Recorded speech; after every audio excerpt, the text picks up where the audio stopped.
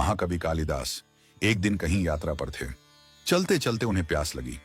उन्होंने देखा कि एक पनिहारिन पानी भर रही थी। कालिदास उसके पास पहुंचे और कहा, माथे, मुझे पानी पिला दीजिए, बड़ा पुण्य होगा। पनिहारिन ने ऊपर देखा और कहा, बेटा, मैं तुम्हें जानती नहीं, पहले अपना परिचय दो, फिर मैं तुम्हें पानी पिला दूंगी। कालिदास ने उत्तर दिया, मैं इस स्थान का मेहमान हूं, कृपया मुझे पानी पिला दें। पनिहारिन मुस्कुराई और बोली, तुम मेहमान कैसे हो सकते हो? संसार में केवल दो ही चीजें मेहमान होती हैं, पहला धन और दूसरा यौवन। इन्हें टिकने में समय नहीं लगता। सत्य बताओ, तुम कौन हो?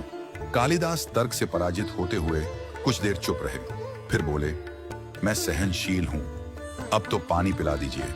पनिहारिन ने तुरंत कहा, नहीं, सहनशील तो केवल दो ही होते हैं। पहला धरती, जो पापी और पुण्यात्मा सभी का बोझ सहती है और उसकी छाती चीरकर बीज बोने पर भी अन्न के भंडार देती है। दूसरा है पेड़, जिसे पत्थर मारो तो भी वह मीठे फल ही देता है। तुम सहनशील नहीं हो सकते। सच बताओ, तुम कौन हो? कालिदास अब झुंझलाने लगे। कुछ सोचकर बोले, मैं हट्ठी हूं। पनिहारिन फिर हंसते हुए बोली, हट्ठी तो केवल दो होते हैं, पहला नख और दूसरा केश। इन्हें कितना भी काटो, ये बार बार निकल आते हैं। तुम हट्ठी नहीं हो। सच सच बताओ, तुम कौन हो? अब कालिदास अपनी पराजय स्वीकार करने की स्थिति में आ चुके थे। उन्होंने कहा, फिर तो मैं मूर्ख ही हूं। पनिहारिन गंभीर स्वर में बोली, नहीं, मूर्ख भी दो ही होते हैं। पहला राजा, जो बिना योग्यता के भी सब पर शासन करता है, और दूसरा दरबारी पंडित, जो राजा को प्रसन्न करने के लिए गलत बात को भी सही साबित करने का प्रयास करता है। तुम इनमें से कुछ भी नहीं हो। सच बताओ, तुम कौन हो? अब तक कालिदास पूरी तरह हार चुके थे। वे थककर पनिहारिन के पैरों में गिर पड़े और गिड़गिड़ाने लगे, माथे, मुझे पानी की बहुत जरूरत है, कृपया मुझे पानी पिला दीजिए। पनिहारिन ने बड़े ही स्नेहपूर्ण स्वर में कहा, उठो वत्स। आवाज सुनकर कालिदास ने ऊपर देखा तो पाया कि वह पनिहारिन कोई साधारण स्त्री नहीं थी, वह साक्षात माता सरस्वती थी।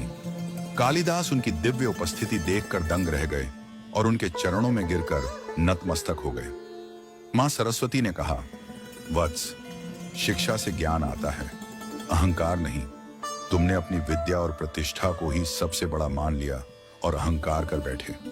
इसी अहंकार को तोड़ने के लिए मुझे यह रूप धारण करना पड़ा। याद रखो, विद्वत्ता पर कभी घमंड मत करो। घमंड विद्वत्ता को नष्ट कर देता है। कालिदास को अपनी भूल समझ में आ गई। उन्होंने माता सरस्वती से क्षमा मांगी। माता ने उन्हें आशीर्वाद दिया।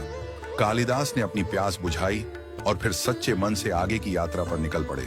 हमारे जीवन में विद्या और ज्ञान का बहुत महत्व है, लेकिन इन पर कभी अहंकार नहीं करना चाहिए।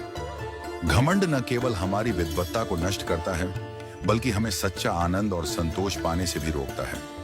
हमेशा विनम्रता से ज्ञान को ग्रहण करें और अन्न के कण और आनंद के क्षण को व्यर्थ न जाने दें।